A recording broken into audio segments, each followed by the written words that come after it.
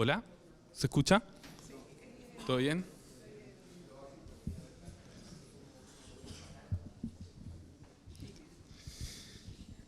Bueno, les quiero dar las bienvenidas a todas y a todos. Vamos a comenzar el lanzamiento del libro Propuestas para una política pesquera en Chile, una mirada desde la sociedad civil. Yo me presento, soy Rodrigo Prieto, soy miembro de la Fundación GEUTE y miembro también del Grupo de Política Pública, del Grupo de Trabajo en Política Pública Pesquera. GTPPP nos hacemos llamar, súper creativos. Bueno, quiero saludar a las autoridades presentes hoy en día, al subsecretario Julio Salas, bienvenido, al senador Ricardo Lagos Weber, al alcalde Pablo Manríquez, ahí atrás, pero venga a sentarse más adelante. A los diputados y diputadas que estén presentes, al director de Senapesca, Fernando Naranjo, al subdirector Esteban Donoso, ¿dónde está él? Ahí está, perfecto. Bueno, y todas las autoridades aquí presentes que de alguna otra forma lo son. Quiero saludar también a los miembros, a las organizaciones miembros del GTPPP, al Wildlife Conservation Society, WCS en chileno, Environmental Defense Fund, EDF, la Fundación Terram, Oceana, Future of Fish, la WWF, Costa Humboldt, The Nature Conservancy, TNC, Centro Pesca Sustentable, Sustainable Fisheries Partnership, Fundación Punta de Lobos y la Fundación GEUTE Conservación Sur. Somos 12 organizaciones que estamos organizadas en este lanzamiento del libro. Bueno, también quiero hacer un saludo a los que no están presentes también, que partieron a otros proyectos y a otras aventuras como Valesca Montes, que hoy está en subpesca.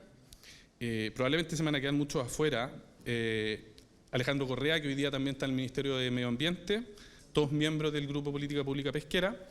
Juliana Furchi, que es veedora del proyecto. A Celeste Santibáñez, autora y ex miembro de GEUTE Conservación Sur. A Rodrigo Gijón, de la Wildlife Conservation Society. Evelyn Pfeiffer, también autora del libro y ex miembro de GEUTE. Daniela Castro, fundamental también en la organización del grupo, y junto también a Javier Trivelli, y una especial mención a él, que él fue uno de los grandes gestores que se reunieran este grupo de 12 organizaciones con distintas y diversas miradas y experiencias a unirse en un proyecto donde se unifican ideas y salen nuevas propuestas. Bueno, Javier también sigue en el mundo, ya no está en GEUTE lamentablemente, pero sigue haciendo proyectos relacionados al mar, está atento al proyecto Curadoras y Curadores del Mar. Este trabajo fue posible gracias al gentil apoyo de Walton Family Foundation y le agradecemos enormemente al Congreso Nacional y a la Biblioteca del Congreso que nos dio este espacio para poder hacer el lanzamiento de este libro que creemos que va a ser significativo para la discusión de la ley de pesca. Y a todos quienes hicieron posible la organización de este trabajo. Yo voy a estar de maestro de ceremonia, así que ahora le voy a dar el pase a Catherine Duñac de WCS, que nos va a contar un poco qué es el GTPP, cómo se formó, qué es este grupo que de repente aparece a presentar un libro. Te dejo. Súper. Gracias, Rodrigo. Soy un poco pequeña, así que ahí, más o menos, sí. Ya. Bueno, como Rodrigo dijo, muchas gracias por la presentación, muchas gracias a todos por estar acá. Y la idea acá es comenzar a sumergirnos un poquito en el mar e invitarlos a entrar. Eso, ¿cierto? El océano en el mundo cubre poco más del 70% de nuestro planeta. Y entre otros, el rol del mar es la regulación del clima, es decir, permite nada más y nada menos que la vida en la Tierra. Así también Chile es mar. Como pueden ver en estas imágenes, ¿cierto? Tenemos distintas geografías y más del 80% de nuestra superficie es mar. Tenemos alrededor de 4.200 kilómetros lineales de costa. La siguiente, Rodrigo, por favor. Como pueden ver en la siguiente imagen, pero si consideramos todas las islas, islotes y las islas oceánicas de los fiordos y canales, estamos hablando de cerca de 80.000 kilómetros de costas que podemos disfrutar. En esta se forma la corriente de Humboldt, que es uno de los sistemas de surgencias más importantes en el mundo y considerado el área pesquera más productiva.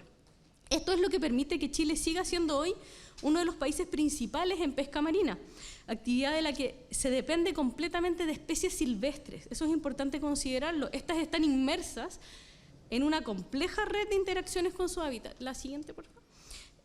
Dando forma a nuestros ecosistemas marinos, los que permiten no solo el desarrollo de la pesca, sino que diferentes actividades como el turismo, por ejemplo, y el deporte.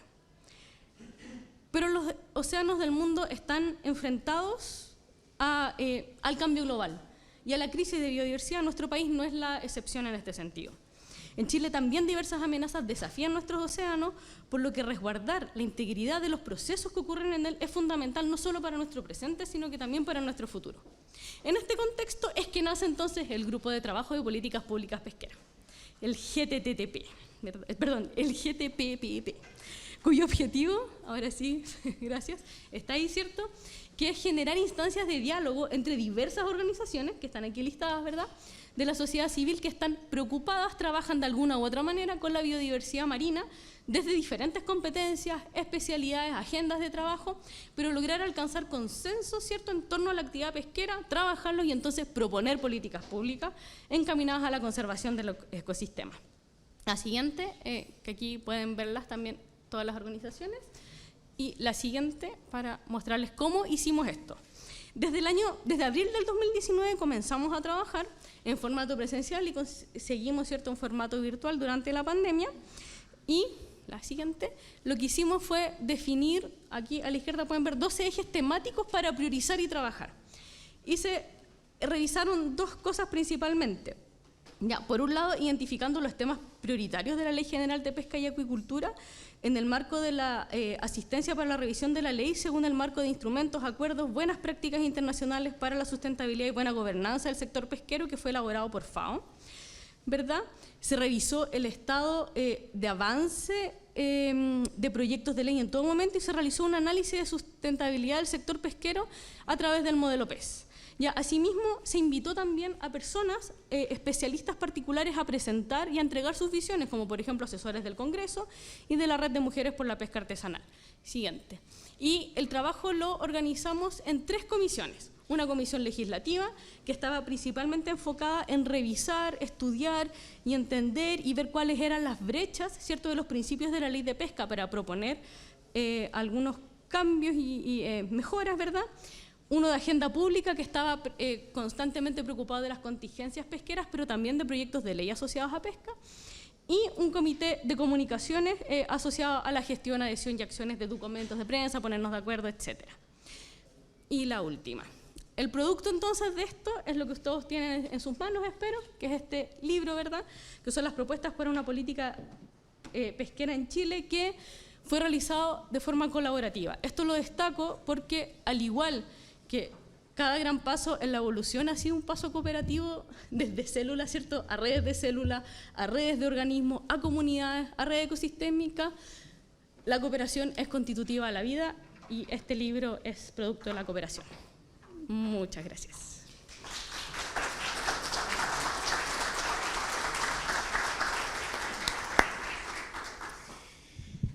Bueno, ahora vamos a dar unas palabras al senador Ricardo Lagos Weber.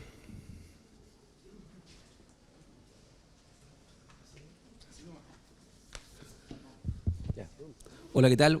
Muchas gracias, Rodrigo. Los saludo a todos y a todas los presentes. Cojo el lápiz Vic. Quiero aprovechar, más allá de los saludos que se hicieron formalmente, de saludar a mis colegas de Parlamento, a Gastón Saavedra, senador, y a Leonidas Romero, diputado, a todos los asistentes. A ver, mi idea es que yo unas palabras iniciales.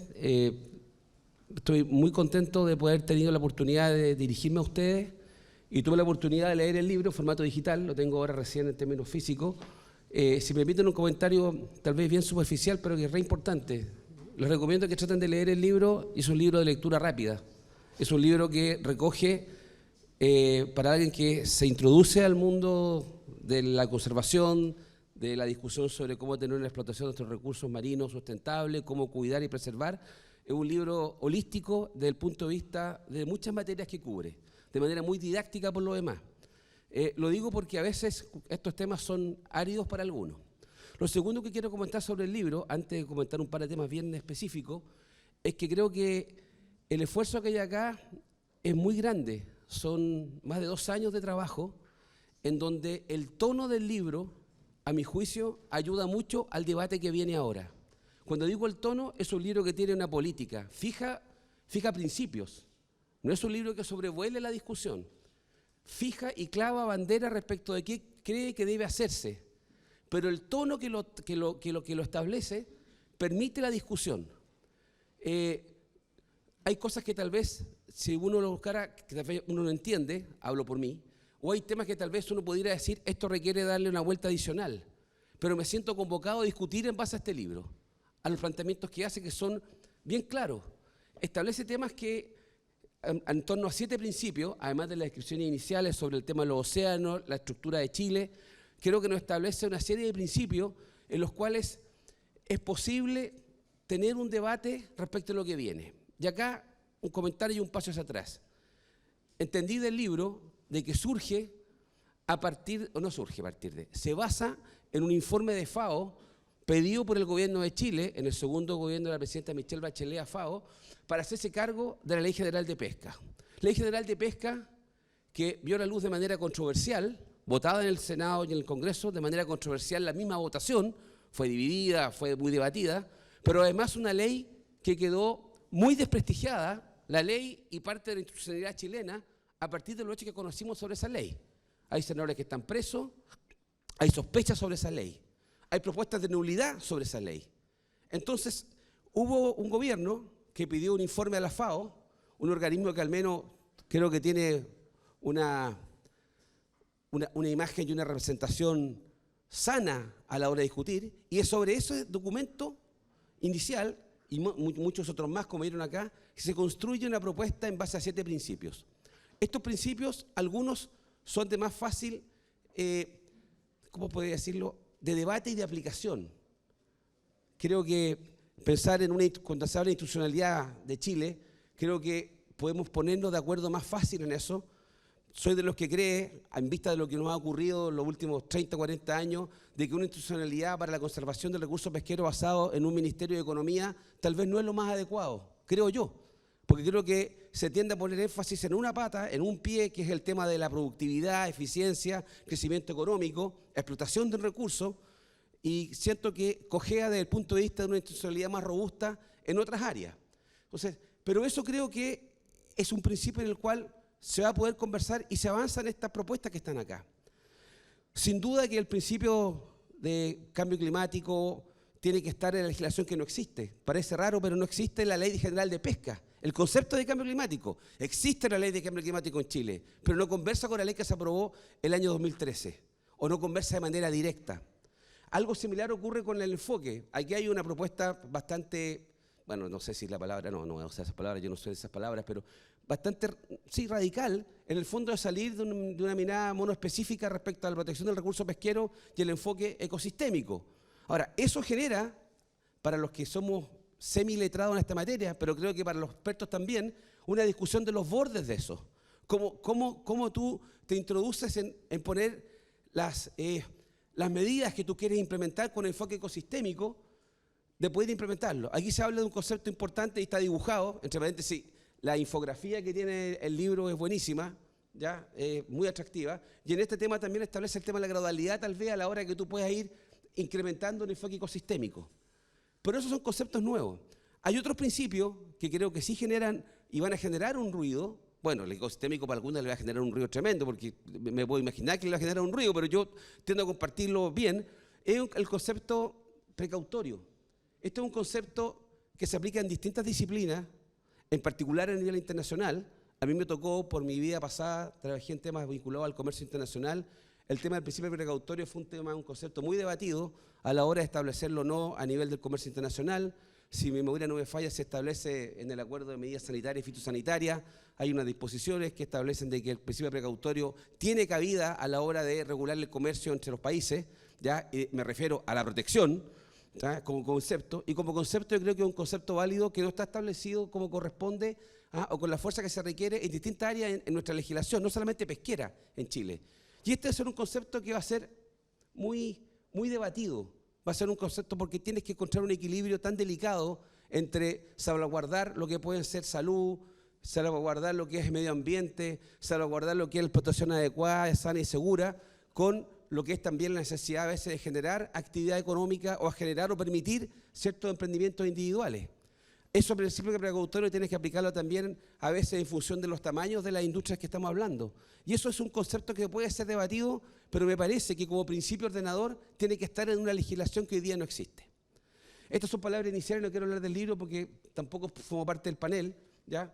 Pero quiero terminar tal vez con dos ideas, o una básicamente. Esa ley general de pesca que hay que modificar hizo un tremendo daño. Hizo un tremendo daño a la imagen institucional de Chile, al Parlamento chileno. Aquellos que votamos en contra de esa ley, en particular en el tema más difícil, que fue el tema de las cuotas, creo que fuimos 6 o 7 senadores de 43, no hablo por los diputados, ¿ya? Nos pareció en su oportunidad que no era un mecanismo adecuado, y fíjense que no estoy hablando del tema de las irregularidades, de la eventual corrupción, porque eso no era un tema que estuviera arriba de la mesa.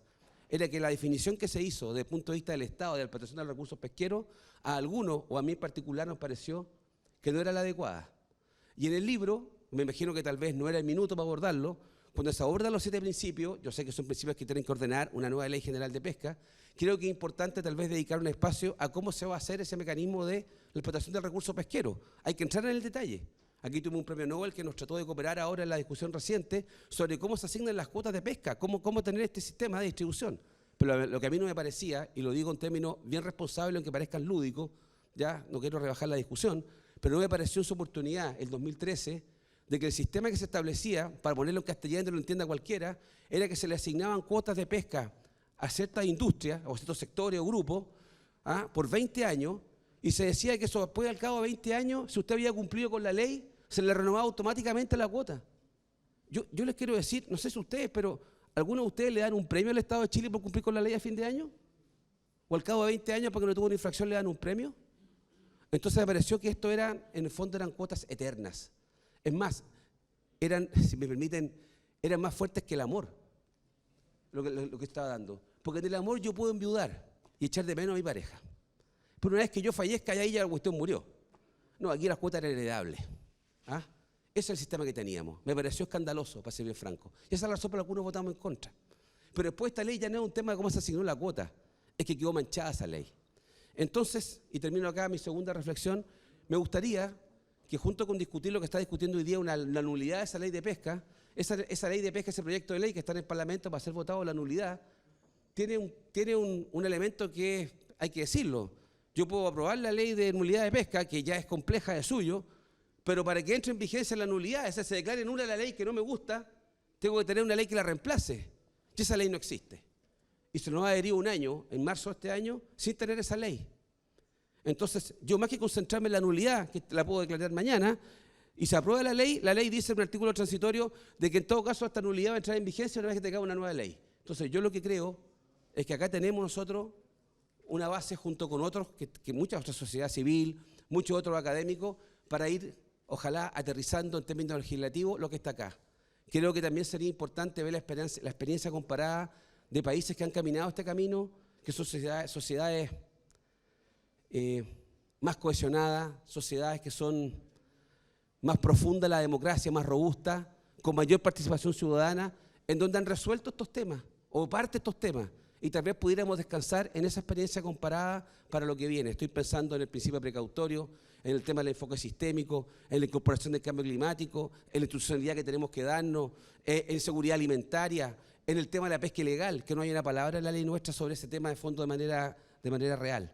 Entonces quería terminar diciendo que espero que en el gobierno al cual yo estoy apoyando y trabajo para tengamos, ojalá, una propuesta de ley de pesca que se haga cargo de las deficiencias que tenemos al corto plazo y que no pase un año sin que tengamos ese instrumento legal. Era eso. Muchas gracias y que estén muy bien. Gracias.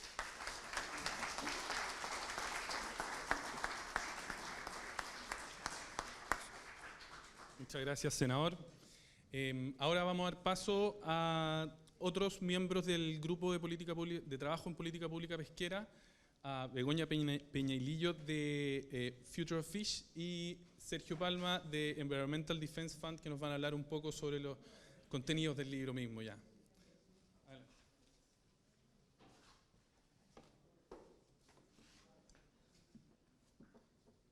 Adelante. Buenos días a todas y todos. Mi nombre es Begoña de FOF y junto a mi compañero Sergio Palma de EDF les vamos a reforzar algunas ideas que se han presentado acerca de este texto. Propuestas para una política pública pesquera en Chile nace a modo de consensuar nuestras propuestas de mejora para las políticas pesqueras nacionales. Para esto nos basamos, como bien se dijo, en un documento solicitado por el Gobierno de Chile a la FAO, que es más bien una asistencia para la revisión de la LGPA, donde toca diferentes temas, pero este grupo se enfocó en 7 principios, esa es la priorización. Pero ¿cuál es el interés tan grande que lleva a un grupo un día como hoy al lanzamiento de un libro? ¿Por qué hay que consensuarnos o ponernos de acuerdo? Porque cuando estamos hablando del océano, como bien dijo nuestra compañera, estamos hablando del 71% de la superficie terrestre. Eso significa que alberga un cuarto de la biodiversidad del planeta. Además está conectado con el ciclo del agua, con la regulación climática y una serie de condiciones las cuales hacen que la vida sea propicia. Entonces no hablamos de un sistema menor. Y no tan solo eso, le podemos sumar que a lo mejor, la mayor fuente de proteínas para la vida, que hay más de 3.000 millones de personas que dependen de la biodiversidad para su sustento, y 200 millones de personas que trabajan de una forma u otra ligados al mar. Aún así, este sistema que pareciera tan grande y firme ya está en peligro, lo estamos poniendo en peligro. Porque así como lo dije, la pesca es una de las principales amenazas de la biodiversidad del mar. El continuo crecimiento de la especie humana está forjando sistemas terrestres tanto como acuáticos, y eso lo podemos ver en la infraestructura costera o marina, en la acuicultura, la pesca de arrastre, la minería oceánica, los parques eólicos, entre otros. La contaminación, que es algo que todos podemos hablar con más propiedad, y contaminaciones tales como ruido, como fármacos, como plásticos, aguas residuales, hidrocarburos, etcétera, que el 80% de esta basura va al mar y es de origen terrestre. Y de este 80%, del 60 al 70% es tan solo plástico. Además podemos hablar del cambio climático, que sube la temperatura, que acidifica los océanos y las tierras.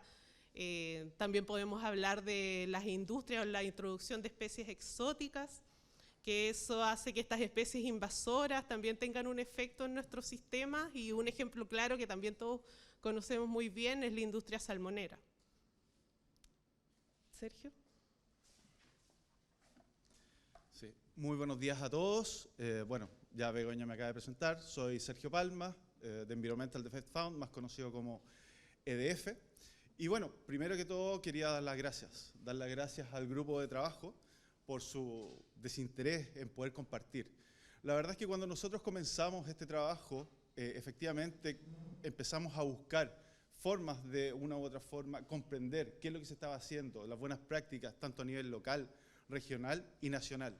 La verdad es que nos costó llegar, como lo decía la colega anteriormente, llegar a consensos. Teníamos muchos documentos, muchas instancias de colaboración, pero finalmente nos enfocamos en 7 principios. 7 principios que de una u otra forma también nos van dando una alimentación con respecto a qué es lo que debemos hacer, cómo debemos proyectar.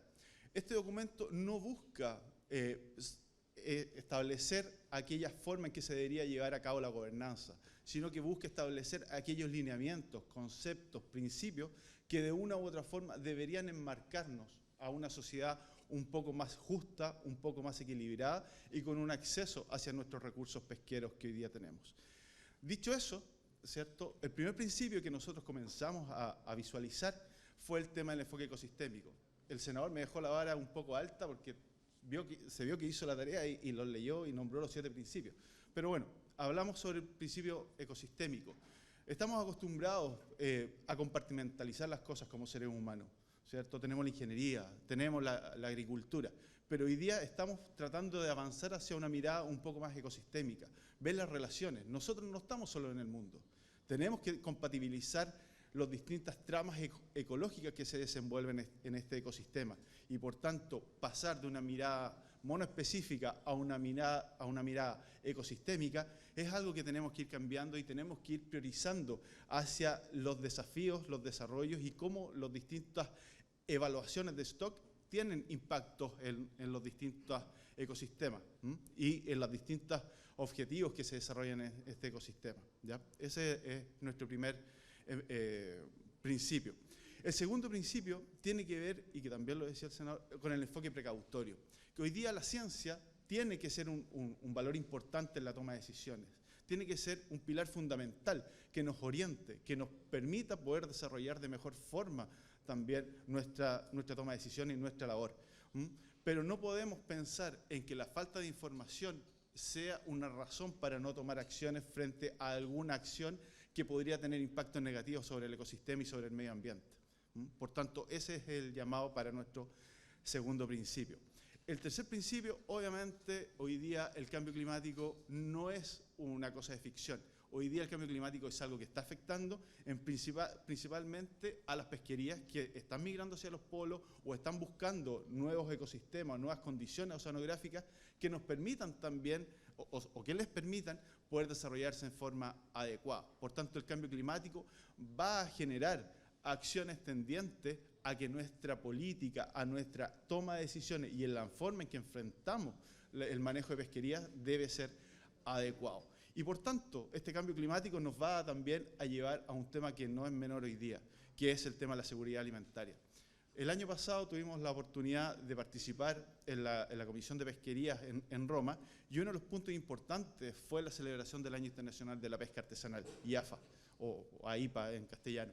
Y uno de los temas importantes fue relevar la importancia de las economías locales, la importancia de cómo desarrollar en forma transversal, económica, social y por sobre todo cultural y patrimonial, la forma en que se desarrollan estas pequeñas economías. Por tanto, la seguridad alimentaria, el cómo nos vamos desarrollando hacia poder garantizar tanto a las generaciones actuales como futuras el acceso hacia alimentos saludables, alimentos que nos aporten una gran cantidad de nutrientes, es fundamental. Y la corriente de Humboldt así lo es, ¿no? Nos ha entregado también comparaciones, estudios bioquímicos con respecto a lo que debería hacerse con respecto a cómo potenciar el uso de estos recursos para una nutrición sana y pertinente.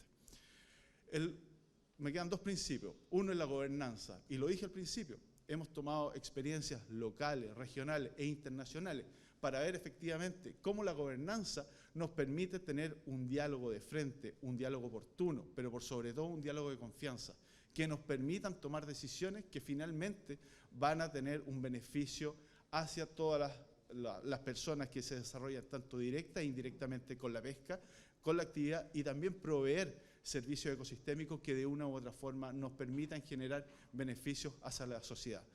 Y finalmente es el principio básicamente de lo que es la pesca no reglamentada y no regulada, que es un tema que tenemos que tratar como sociedad. Cuando existe una pesca de estas características o la informalidad, nos permite tener vacíos de información, nos permite de una u otra forma no tener el puzzle completo. Por tanto, el poder desarrollar en forma eficiente estudios, el mitigar todo lo que es la pesca informal, nos tiene que llevar como sociedad también a minimizar los efectos de ella y poder también ser parte, no solamente preocuparnos del tema, sino que ocuparnos de una u otra forma con respecto a la vulnerabilidad de los ecosistemas. Eso es por mi parte. Muchas gracias.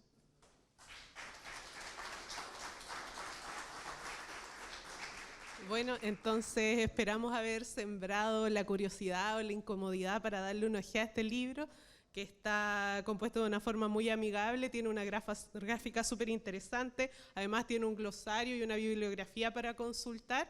Entonces, bienvenidos a darle una miradita a este libro y gracias por escucharnos.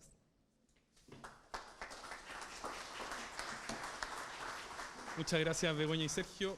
Ahora vamos a la siguiente sección, que es el panel de conversación. Invito a los panelistas a sumarse. Tengo a Julio Salas, el subsecretario de Pesca. Es un aplauso, un aplauso.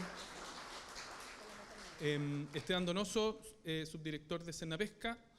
Pablo Manríquez, alcalde de Juan Fernández. Teníamos también invitado a otra panelista, la presidenta de la Confederación Nacional de Pescadores Artesanales de Chile, Zoila Bustamante, que lamentablemente no pudo estar presente hoy día, pero de todos modos le agradecemos a todos los panelistas presentes, y a Elizabeth Soto, que es licenciada en Biología Marina de la Fundación Terram, que va a estar moderando aquí el panel de conversación.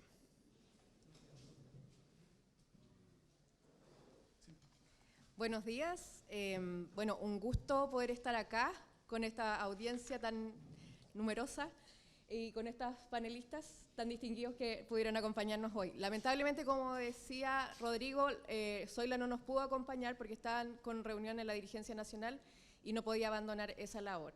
Pero amablemente Esteban a última hora se nos sumó y nos va a poder aportar desde su punto de vista, desde el Senapesca, que es muy interesante porque así tenemos también todo el punto de vista del servicio. Bueno, los voy a presentar para que todos conozcan más o menos, bueno, yo creo que todos saben muy bien quiénes son, pero el subsecretario de Pesca, Julio Salas Gutiérrez, es abogado, magíster en gestión y políticas públicas y tiene largos años de experiencia en servicio público, ahora a cargo de la subsecretaría y la cabeza finalmente de la pesca en Chile. Tenemos a Pablo Manríquez Angulo, que viene viajando de muy lejos de Juan Fernández, es el alcalde de Juan Fernández, pero además también es ingeniero en pesca y magíster en ciencias con mención en pesquerías, así que se maneja muy bien también en todos los temas pesqueros. Y nuestra última, quien se nos sumó amablemente, Esteban Donoso Abarca, es biólogo marino, es subdirector nacional del Servicio Nacional de Pesca y Acuicultura. Les agradezco mucho que puedan estar con nosotros. Bueno, les quería comentar un poco que esta parte, esta sección, va a contar de 2 preguntas y palabras finales, y cada panelista va a tener 5 minutos para responder. Yo les voy a ir avisando cuando les quede 1 minuto, les voy a levantar el dedito para no interrumpirlos, para que podamos alcanzar todos a explayarnos de buena forma. Entonces, considerando este libro, un poco las palabras anteriores, la primera pregunta se la voy a hacer al subsecretario. Para usted, ¿qué es lo más relevante de este libro? En 2 o 3 ideas. Muchas gracias. Les agradezco la invitación y saludo a todos los presentes en la actividad, a las autoridades y al público en general. Bueno, la verdad es que el libro tiene un valor intrínseco, incluso antes de su revisión, por quienes convocan. El hecho de que exista una comunidad de organizaciones que se coordina y es capaz de generar un planteamiento común, ya lo transforma en un elemento valioso en sí mismo. Creo que eso es significativo. No obstante, respecto de los contenidos, yo me atrevería a decir que a lo menos destacaría 3 elementos que me parecen importantes. Uno es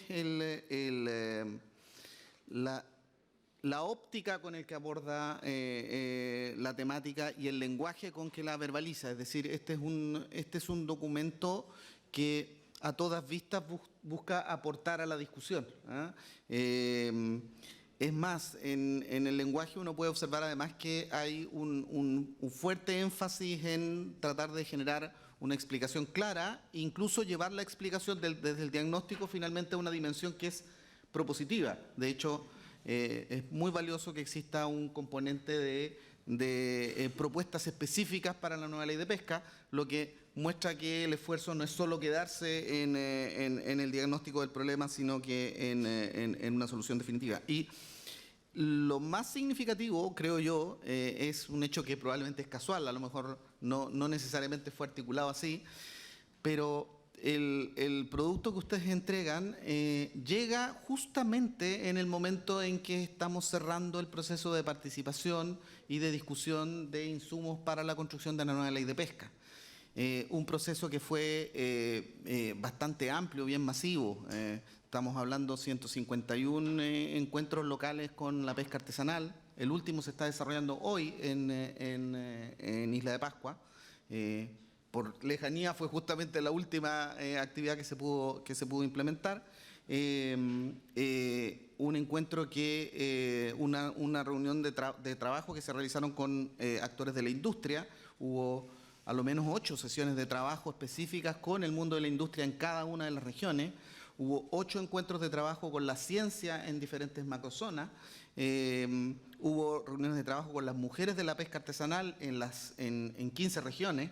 Entonces, cuando uno visualiza el insumo que ustedes entregan, es un anillo al dedo. O sea, francamente llega en el momento y en el lugar oportuno para aportar a un proceso que ahora es de sistematización y de construcción normativa.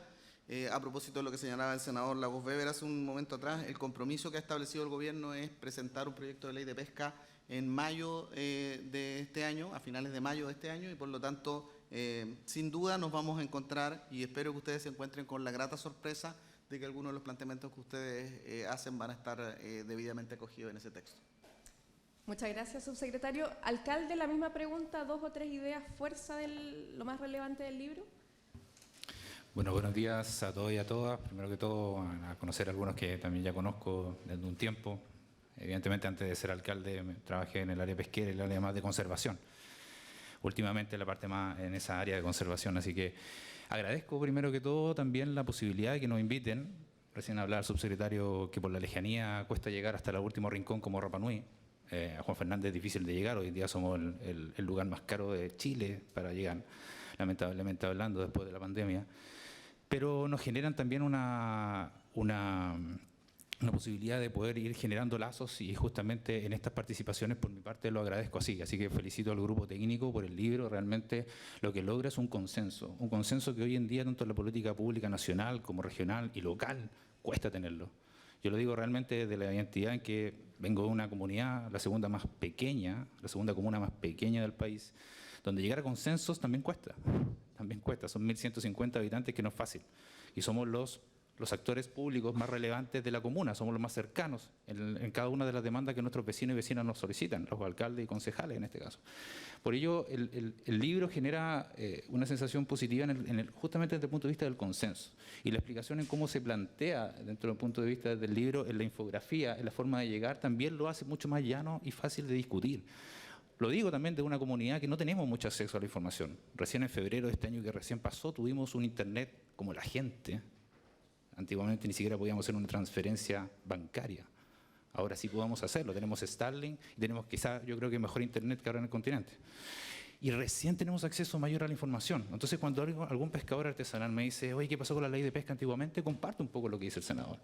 Hay una ley de pesca que está manchada desde un punto de vista. Entonces también ellos quieren ser parte de esta política, esta parte de esta construcción, y creo que ese consenso que logra el libro en la tramitación de los 7 principios que también conversan, justamente asocia lo que hoy en día desde el punto de las bases de las organizaciones pesqueras artesanales, no hablo por industriales, no he trabajado con ellos, pero sí artesanales, creo que entra en una discusión que hoy en día quieren participar, necesitan participar, y no solamente los hombres, en un rubro totalmente machista, también las mujeres.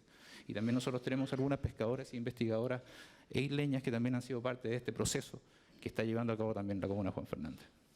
Muchas gracias. Hemos estado súper bien en el tiempo, así que ni he tenido que avisarle el tiempo. Subdirector, sus apreciaciones. Sí, bueno, primero que nada, agradecido por la consideración. Efectivamente, nosotros hemos trabajado harto con las ONG en este último tiempo. Lo que buscamos es incorporar a la sociedad civil dentro de nuestro quehacer. Nuestro quehacer tiene que ver con algo súper práctico, que es el despliegue territorial y hacer cumplir las normas. Nuestra misión tiene que ver con, de alguna forma, centrarnos en poder modular las conductas de los agentes sectoriales de manera de que se ajusten a las normas que están hechas precisamente para poder asegurar la sostenibilidad o la sustentabilidad de los recursos.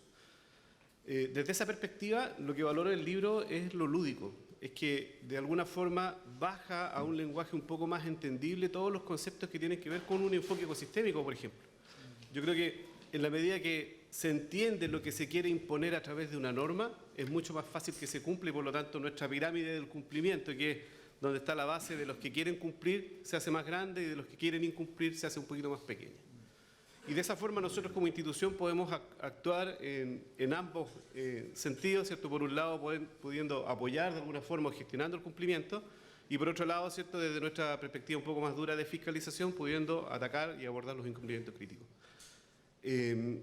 Me gustó mucho que incluyera trazabilidad. Los que me conocen saben que yo he estado con el tema de trazabilidad hace muchos años. Creo que efectivamente es una herramienta que nos puede apoyar dentro de las tres perspectivas, lo que tiene que ver con agregar valor a las pequeñas cadenas, ¿cierto? Con un enfoque territorial más específico. Por otro lado, ayudarnos en el combate a la pesca ilegal, y claramente nos posiciona muy bien en el consciente internacional tener un sistema de trazabilidad y por lo tanto una cadena de custodia bien elaborada para temas de inocuidad. Así que desde ese punto de vista yo valoro efectivamente que sea el esfuerzo de profesionales, que además nos hemos visto en muchas ocasiones, y la verdad es que se agradece. Desde ese punto de vista. Muchas gracias. Bueno, yo creo que nosotros como organizaciones, nuestra finalidad al hacer este libro tenía que ver con muchos de los temas que se tocaron. Por ejemplo, de poder bajar ciertos contenidos, de hacerlos de manera lúdica, contenidos que de repente son sumamente complejos y que es difícil que se entiendan, no solamente a nivel técnico, y también buscamos de todas maneras aportar a la discusión, que es algo que se mencionó. Sabemos que era un momento crucial y que no podíamos quedarnos de alguna manera fuera de este momento, porque era clave poder aportar para poder tener una nueva ley. Y acá claramente ustedes nos dan la razón con los puntos de vista que se han levantado. Como segunda pregunta, y considerando lo que ya hemos conversado, ¿cómo consideran que este libro contribuye específicamente a una nueva ley de pesca? No, ahora vamos a cambiar el orden para... Voy a partir ahora con Pablo, por favor.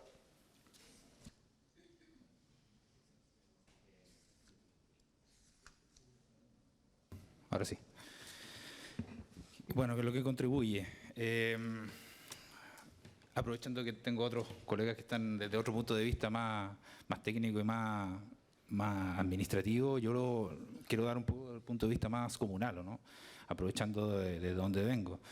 Yo vengo de una comunidad que tiene 150 años de cultura recién, o sea, son 150 años de uso sostenible de una actividad que hasta el día de hoy ha sido sustentable.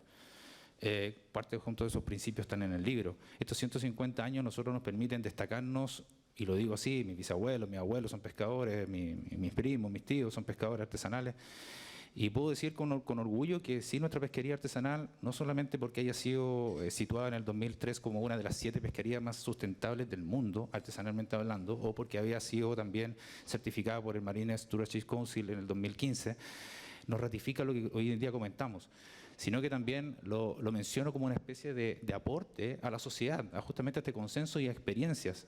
Yo comparto una experiencia que viví con el 2007 con los pescadores artesanales cuando recibimos a pescadores de la quinta región, Maitencillo, Las Cruces, y fueron a Juan Fernández. Y ellos totalmente impresionados por la actividad sostenible que se llevaba. Claro, eso es difícil hacerlo en el continente. ¿Por qué? Porque, claro, si no lo saco yo, lo saca el de al lado. Es como la visión que tiene hoy en día el continental, ¿no? En cambio, en la isla, si no lo saco yo, lo saca mis hijos, lo saca mis nietos, lo saca mi gente, mi familia. Y una visión totalmente distinta porque, claro, menos mal que estamos bien lejos, a 365 millas del continente, lo que nos permite tener eso. Pero aquí lo que voy, la posibilidad de tener una comunidad que es tan pequeña, pero que está tan lejana, como decía el subsecretario, las islas oceánicas, es una herramienta fundamental para la transmisión de educación hacia los demás pescadores continentales. ¿Por qué lo digo? Nosotros, todas nuestras medidas, nosotros no tenemos ninguna medida de control de salida. Los controles de salida, los que trabajamos más técnicamente, son, por ejemplo, el uso de cuotas pesqueras. Nosotros tenemos solamente controles de entrada, controles donde tenemos veda estacional, tenemos talla mínima legal, que no se ocupa, que se saquen las langostas solamente con trampa y no se saquen mediante buceo. Pero esas medidas fueron realmente salidas desde la misma comunidad pesquera, porque si no la implementábamos hace casi más de un siglo, no casi, más de un siglo, en el año 1906, para ser exacto, los mismos pescadores se juntaron para medir estas medidas y implementarlas hacia la administración de aquel entonces, el ministerio, no me acuerdo de cuál. Y esos son medidas, obviamente, de bottom-up, no que vengan constantemente de top-down, que generalmente son las medidas y decisiones políticas que se llevan en la administración pesquera. Es ahí donde yo creo que el libro transmite, y espero que transmita en la discusión política, tanto en la Cámara Baja como en la Cámara del Senado, transmite esa esencia, transmite la esencia del diálogo y el consenso. Si ya tenemos un grupo técnico que trabaja en áreas pesqueras ambientales, que pudo organizarlo con la organización social civil, tomar todo su apunte y transmitirlo en un libro, ¿por qué no nos ponemos legislativamente de acuerdo también en poder llegar a una buena y aplicada ley de pesca? Muchas gracias. Ahora, subdirector. Desde el punto de vista un poco más práctico, lo que nosotros esperamos efectivamente es que al poder bajar de manera más clara los conceptos, nosotros podamos de alguna forma explicarlos de mejor manera en el despliegue territorial que tenemos.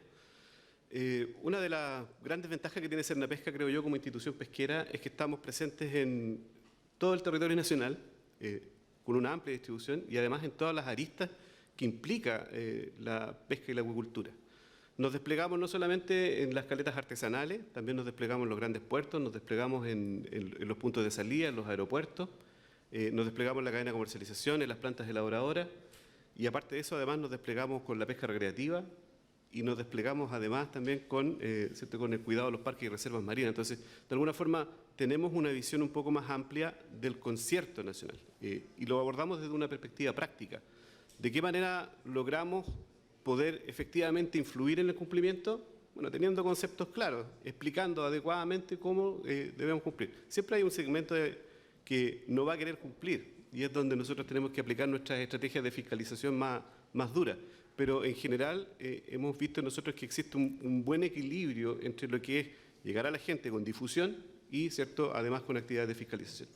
Yo creo que me aventuro a indicar de que el libro va a poder ayudar en eso, en el hecho de poder hacer explícito, ¿cierto?, y de alguna forma un poco más entendible todos los conceptos que van dentro de un sector que de por sí es complicado, es complejo, porque donde tenemos distintas realidades. Cuando hablamos de pesca extractiva estamos hablando desde un recolector de orilla hasta una embarcación industrial o un barco factoría. Eso es pesca extractiva.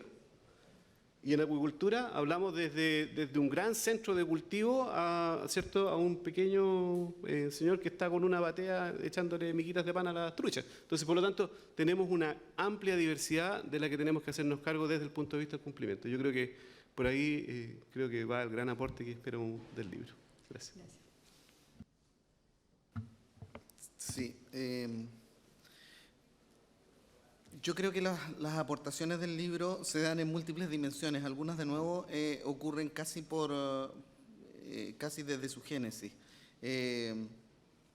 Ustedes han destacado que este libro se basa fundamentalmente o buscó como fuente inicial de inspiración el informe de la FAO realizado con motivo de la ley del 2013. Bueno, les quiero contar que ese informe fue elaborado por la doctora Rocío Parra, abogada, y por el economista Jorge Dresner. Ambos lideran el equipo de trabajo de la nueva ley de pesca, tanto en la dimensión jurídica como económica. Es un equipo que ha estado trabajando desde el mes de abril, que tiene estos senior en la conducción, pero también tiene profesionales de altísimo nivel. De hecho, aquí hay dos colegas que están trabajando ahí clandestinamente, las veo sentadas, a Valentina y a Raquel, que son parte del equipo de redacción de la nueva ley de pesca. Y seguramente vamos a ver algunos de estos contenidos reflejados, porque si yo tuviese que hoy día describir la arquitectura de una nueva ley de pesca, cómo se construye una nueva ley de pesca, uno tiene que imaginar que hay aspectos de la ley de pesca, de la normativa vigente, que uno va a buscar reforzar. Hay aspectos de la normativa vigente que uno va a buscar modificar, y hay aspectos que no están en la normativa vigente que uno va a buscar incorporar. Son materias nuevas. Solo mirando de un análisis muy simple de los contenidos, cuestiones como el enfoque precautorio o el enfoque ecosistémico son parte del contenido actual de la ley de pesca, y por lo tanto caen en esa primera dimensión, en la dimensión donde uno va a buscar reforzar algunas dimensiones. Otros temas, como por ejemplo el combate a la pesca ilegal, es un aspecto en lo que uno esperaría hacer una fuerte modificación. ¿Por qué? Porque hay que pasar de la retórica del combate a la pesca ilegal, de la declaración de principios del combate a la pesca ilegal, a una capacidad efectiva de implementación de eso. Y en eso tiene mucho que ver el desarrollo de competencias y potestades por parte del Servicio Nacional de Pesca y, por cierto, también de la Armada de Chile.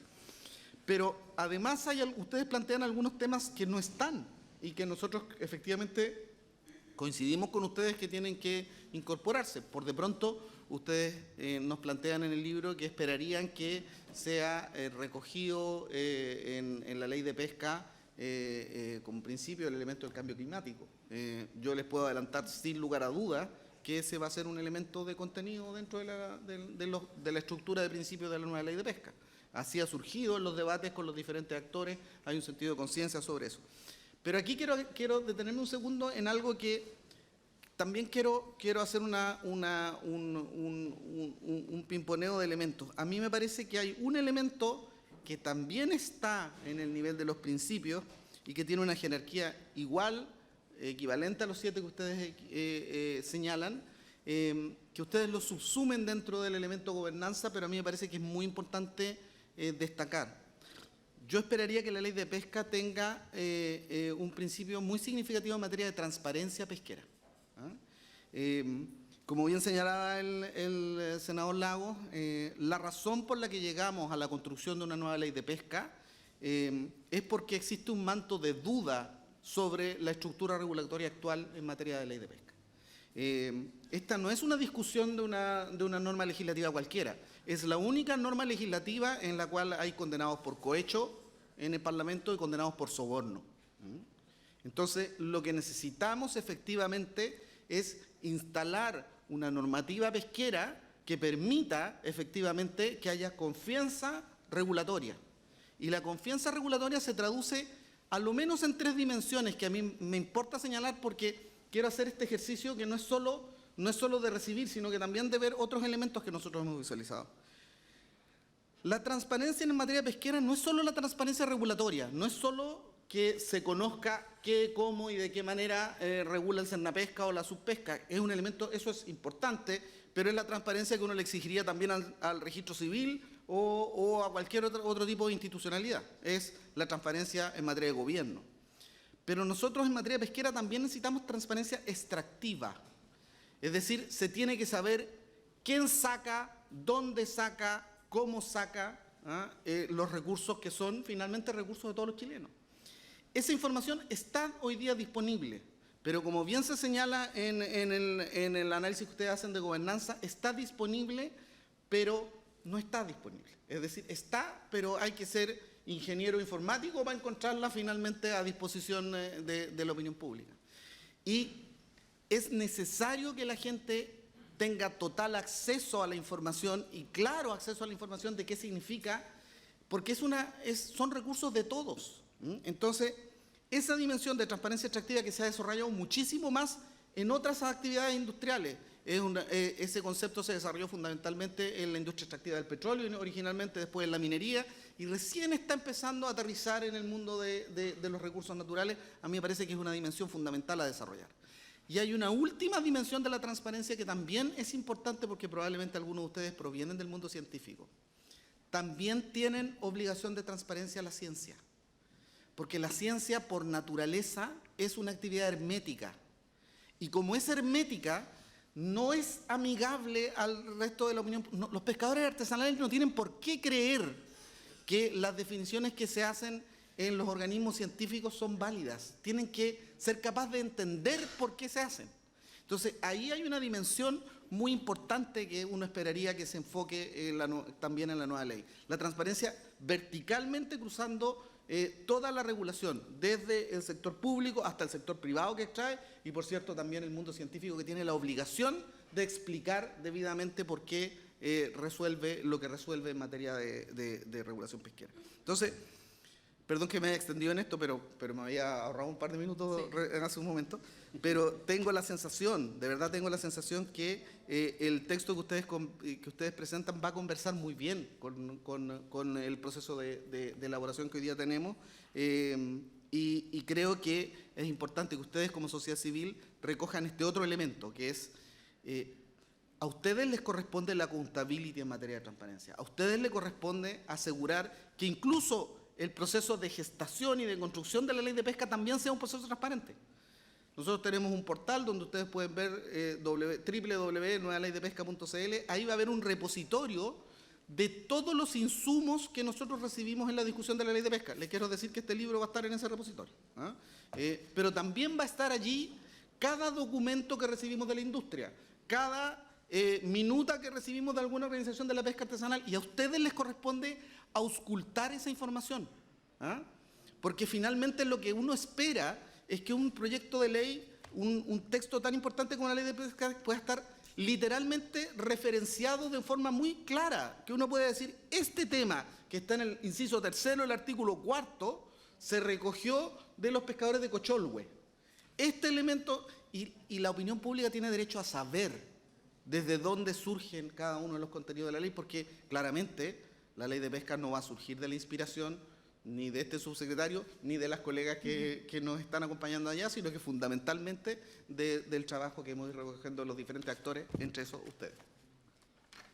Bueno, nosotros en realidad cuando estábamos elaborando este libro nuevamente, buscábamos que pasara esto, que finalmente uno ve los conceptos y por supuesto que de repente puede querer aportar alguno nuevo, pueden salir otros, y finalmente esa era lo que nosotros queríamos lograr aportar. Me parece muy interesante esto de la transparencia. De hecho, la última gran modificación avanzó tímidamente en estos informes públicos que salen en marzo, que antes ni siquiera eso existía. Y claramente es muy importante poder avanzar en todo lo que tiene que ver con la extracción, que todavía entiendo que hay diferencia entre la captura, el desembarque, y por ahí hay una nube borrosa de lo que pasa entre medio, y eso es fundamental para poder tener océanos saludables, pesquerías saludables y gente que finalmente pueda vivir de buena manera de la pesca. Y lo de la ciencia también es muy interesante porque no tan solo el tema de poder tener claramente referenciado de dónde vienen los conceptos, que de repente a nosotros mismos que podemos ser profesionales de las ciencias del mar nos cuesta entender de dónde provienen los conceptos que están en la misma ley. Eso le va a dar mucha más legitimidad al mismo proyecto de ley, y yo creo que le va a ayudar mucho más en su avance. Aprovechando su secretario que tenía la palabra y que está inspirado, unas últimas palabras finales para terminar. No, la verdad es que solo agradecer la convocatoria, entender que este es un canal que está abierto, por lo tanto, si ustedes en algún minuto quieren complementar una información, es el momento de hacer ese tipo de aportes, tal como les decía. En cualquier minuto, desde aquí al mes de mayo, nosotros vamos a estar estrictamente en periodo de elaboración de la norma, y por lo tanto cualquier otro insumo que nos quieran hacer llegar sobre estas materias va a ser bienvenido. Y finalmente solo enfatizar que durante las conversaciones que hemos tenido nosotros respecto de la ley de pesca, entendemos que hay trade-off en los diferentes actores. Entendemos que hay quienes tienen una mirada donde el foco está puesto en la conservación. Hay un actor importante de la pesca artesanal en que literalmente el foco no está puesto en la explotación económica, sino que está puesto en la sobrevivencia. Hay un segmento de pesca artesanal de pequeña escala que tiene ese enfoque fundamentalmente. Después hay otro enfoque dentro también de la pesca artesanal que tiene un enfoque más bien de desarrollo y de proyección económica. Y por cierto, hay un enfoque también legítimo de la industria de desarrollar una actividad que le permita un enfoque de desarrollo en una perspectiva de largo plazo. Lo importante que tengamos a la vista es que la ley de pesca, una nueva ley de pesca, viene a resolver el problema de incertidumbre que existe hoy día respecto de la normativa vigente. Muchas veces se nos plantea que un cambio tan importante como la ley de pesca pone en discusión las reglas del juego, y las reglas del juego son indispensables para la inversión. Eso es cierto, las reglas del juego son indispensables para la inversión, pero nada pone en más discusión las reglas del juego que cuando hay un cuestionamiento de credibilidad y de legitimidad de las normas. Entonces, lo que pretendemos hacer con este ejercicio de construcción de una nueva ley de pesca es finalmente generar confianza y adhesión de todos los actores en un orden regulatorio que nos debiera regir por 20 o 30 años hacia el futuro. Sí. Muchas gracias. Subdirector, unas últimas palabras para el cierre. Bueno, aparte de agradecer la instancia y por cierto agradecer el esfuerzo de 2 años de trabajo, donde no me cabe duda que se configuraron distintas experiencias y distintos, porque además he hecho una ojeada al libro y veo que también aborda lo que es el problema de la cadena de valor, etcétera. Por lo tanto, agradecer primero ese esfuerzo y en segundo término reiterar el compromiso de Cernapesca. Cernapesca tiene la misión institucional de poder contribuir a la sostenibilidad a través de efectivamente hacer cumplir las normas. Y yo creo que en ese diseño nosotros estamos participando, de hecho hemos sido invitados por subsecretaría a poder participar y a poder aportar con nuestra experiencia práctica y queremos eso, queremos que las normas que surjan sean fiscalizables y que nosotros podamos ser un actor relevante en esa sustentabilidad. Eso, gracias. Muchas gracias.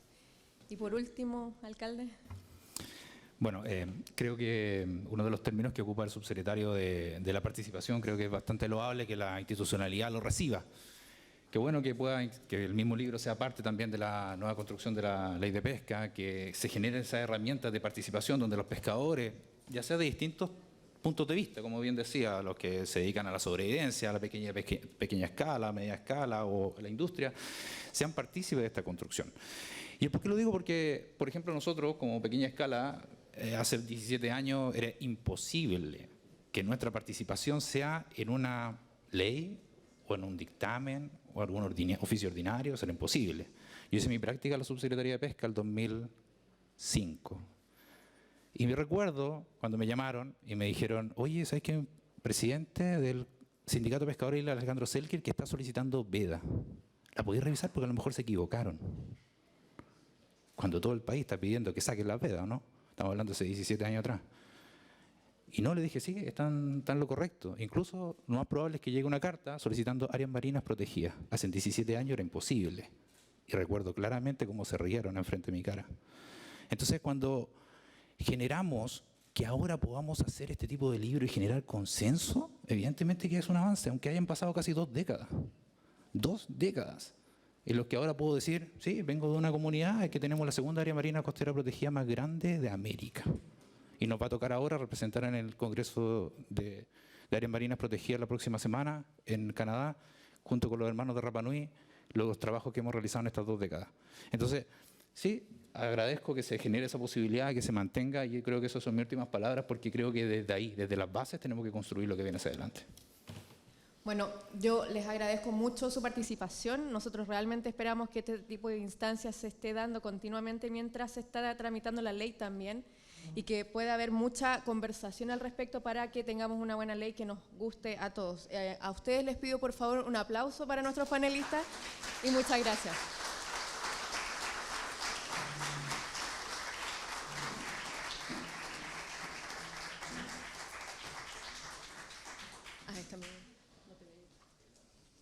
Bueno, muchas gracias a todos también. Vamos dando por terminado este lanzamiento. Espero que les sirva a todos, que todos hayan recibido su libro también y que sirva de este libro de herramienta de trabajo para la próxima discusión y la administración de las pesquerías posteriores. A un costado, afuera, vamos a poder encontrar un pequeño cóctel para disfrutar, conversar un rato, un par de fotitos. Así que les agradezco mucho su tiempo a todos y a todas. Que estén muy bien.